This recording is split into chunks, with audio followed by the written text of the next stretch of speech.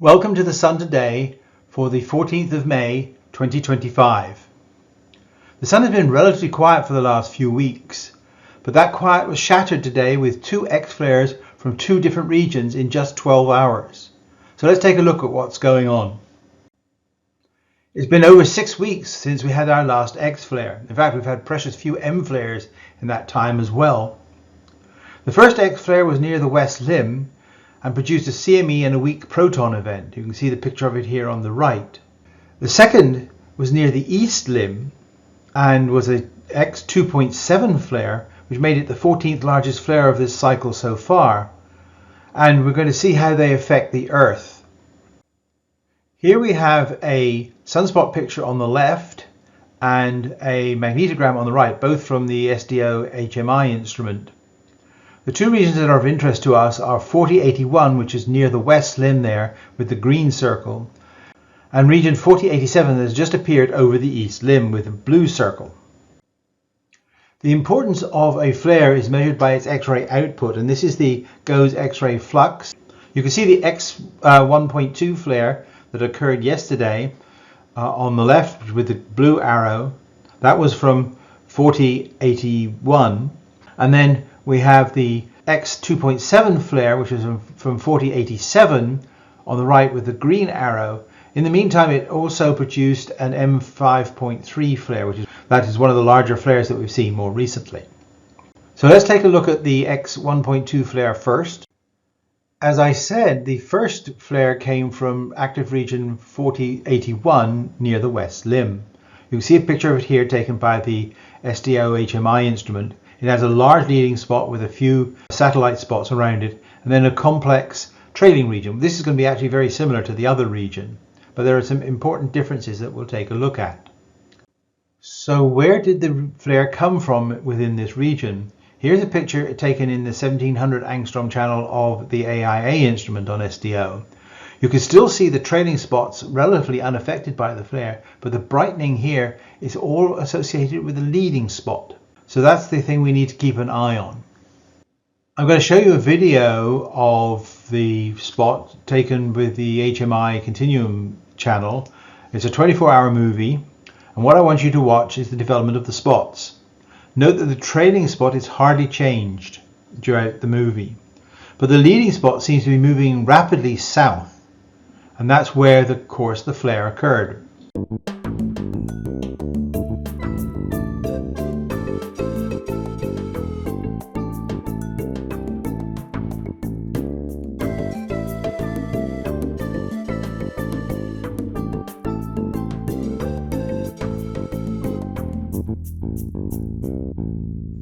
Now let's take a look at the same thing but at higher temperatures. This is going to be the SDO AIA 131 angstrom movie. That was about 10 million degrees, so this is pure flare plasma.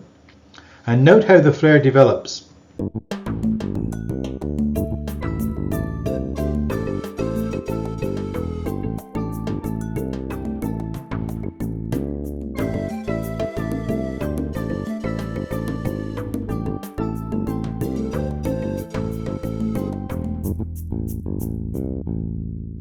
In the cooler 304 angstrom movie, that's about 50,000 degrees, you can see the ejector much more clearly, which is actually the launch of a coronal mass ejection.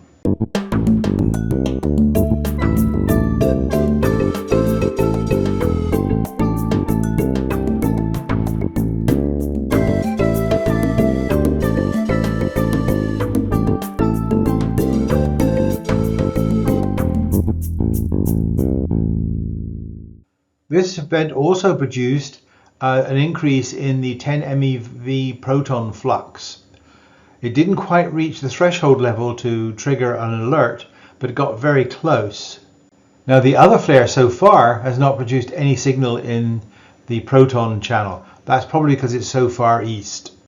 The flare also produced a radio blackout, an R3 level, which is strong, over the Atlantic Ocean, affecting North America, South America, and Western Europe. As I mentioned, the second flare came from region 4087 on the east limb. Here you can see the spot structure, which is very similar to the other one. A large leading spot with a few small satellite spots, and then a complicated trailing region with 3 or 4 larger spots, 3 of which are in the same penumbra. So again, where does the flare occur? In contrast to the other flare, this one occurs in the trailing region. You can see here the brightening is with the trailing region. There is a small brightening in the leading spot, but that's not unexpected. But most of the energy is being expended in that trailing region. So let's take a look at a movie of what's going on. This is the SDO Continuum channel again. Now this time watch for development in the trailing spot, which is where the flare occurred.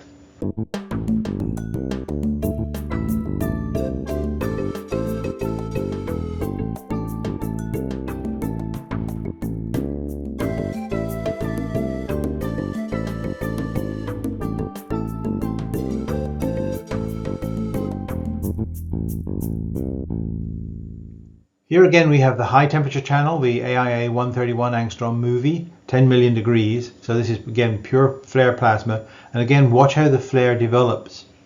But do you see any sign of any ejecta?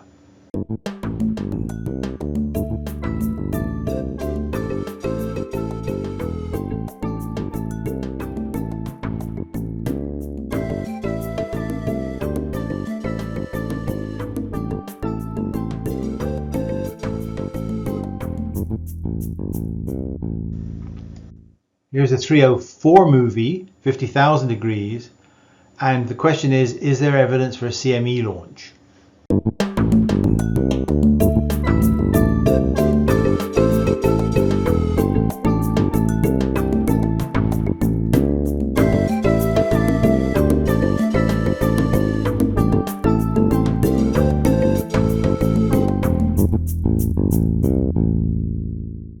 We can look for coronal mass ejection launches from the SOHO LASCO C2 2-day video. Note the CME off the northern polar region is from a large filament eruption. You can see that in the 304 image in the center of the image. Note the CME off the west limb is from the X1.2 flare. It may be too early as yet to see anything from the X2.7 flare on the east limb.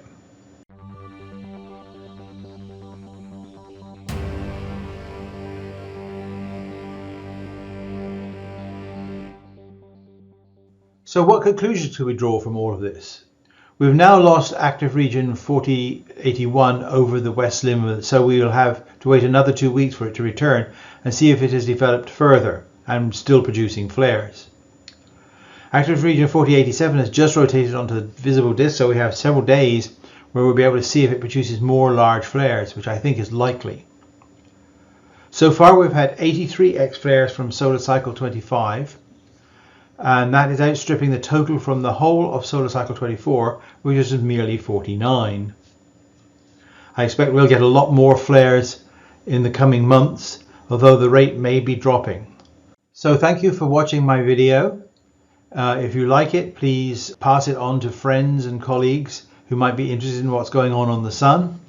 And until next time, stay safe and goodbye.